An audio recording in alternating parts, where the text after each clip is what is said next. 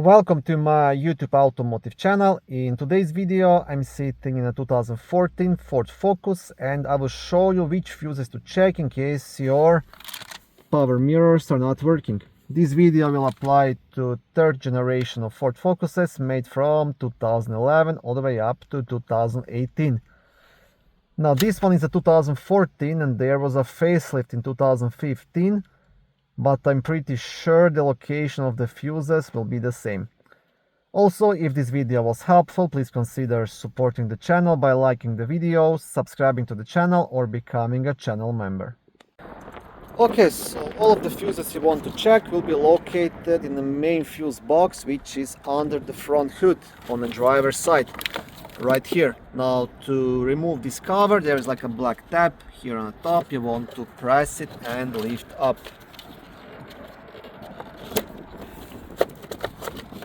Once you have the cover off, on the back side of the cover you will have a small fuse diagram, and this red piece, this is the fuse puller you can use to remove and check the fuses. Okay, now the first fuse to check, it's a fuse number F14, which is a 25 amp fuse located right here, responsible for power to rear power windows. And then fuse number F46 will be this one right here, also 25 amp fuse, responsible for power to the front power windows. So these are the two fuses you want to check. Now in case both of these are good, you will have to dig a bit deeper. You want to check the power windows switch, possible wiring issue, and you want to make sure that the power window motor is actually working.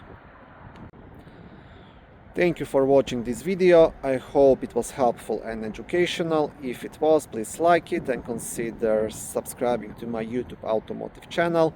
On my channel there is lots of how-to videos, do-it-yourself videos, car reviews, product reviews and other similar automotive topics.